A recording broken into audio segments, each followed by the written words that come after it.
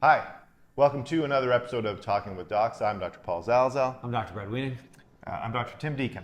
Dr. Deakon, thank you very much for sharing your sports medicine expertise with us. Off the record, this is really our second take because we were really mid on the sound last time, so we had to redo it today. So thank you for coming back again to talk about ACL. It's actually a good demonstration of how artificial intelligence is not perfect. We used it to try to modify the sound and it didn't work. What happened? So what are you talking about today? Well, we're talking about the ACL, the anterior cruciate ligament. I love it. Okay, so what is the anterior cruciate ligament? We hear a lot about it. Where is it? So the anterior cruciate ligament is a ligament in the middle of the knee. It goes from the tibia, which is the shin bone, up to the femur, the thigh bone.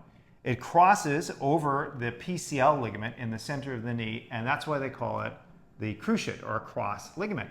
Okay. And what is its main job? So why does it matter to us? Why do we need one?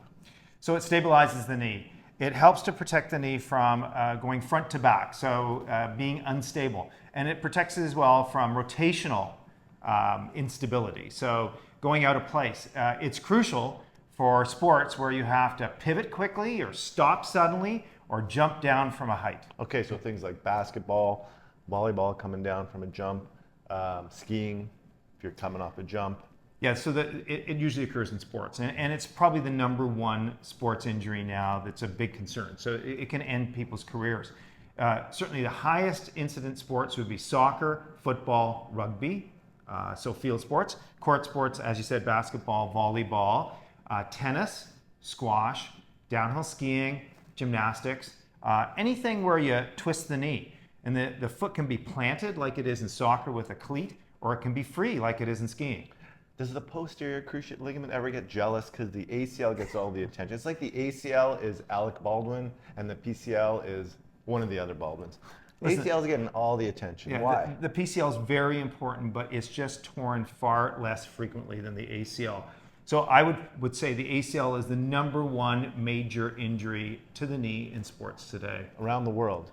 Yep. Take that to the bank, Brad. Yep. Okay, so now you're ready for SportsCenter tonight when they talk about someone's ACL injury, but how is the average person going to know or be suspicious of this type of injury? What happens? Like, what do they feel? So there's usually a twisting injury on the knee, or you can get struck from the side of the knee too, so it can be a side-to-side sort of injury.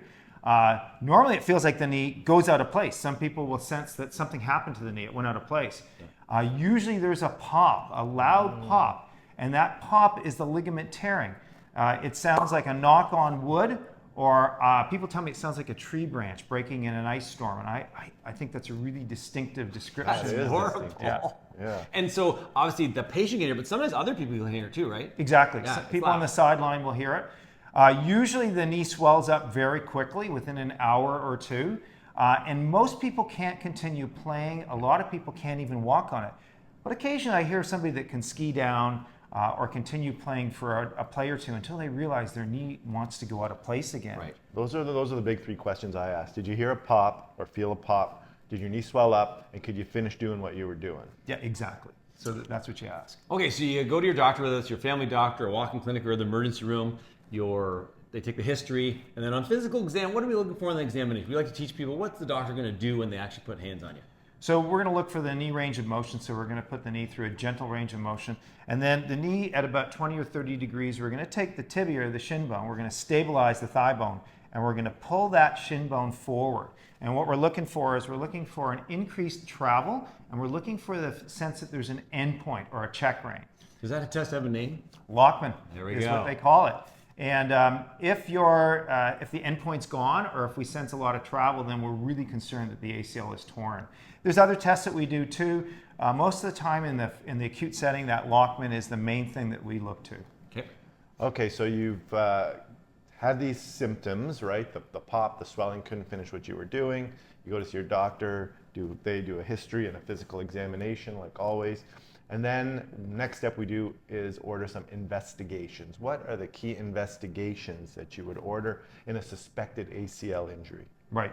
So the most important thing to do is get an x-ray. When you do the injury, make sure there's no fractures. Okay. There is a little fracture on the outside part of the tibia that's characteristic of an ACL injury. And when you see it, They call it a C gone sign. Yes. It's almost 100% certain that you've got an ACL tear. Do they call it the C gone because if you see it, the ACL's gone? Yes, exactly.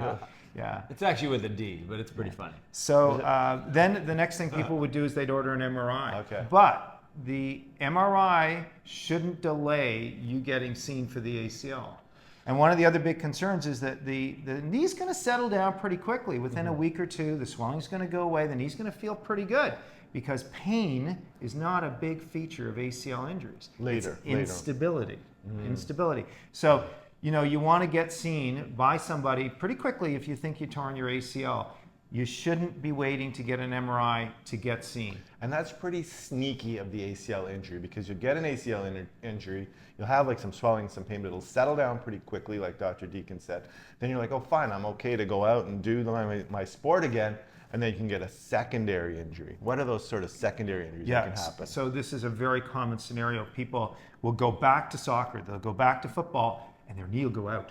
Right. And then they'll end up perhaps tearing a meniscus or injuring the joint surface and what we call a chondral injury. Then their knee could even get locked where it can't move easily.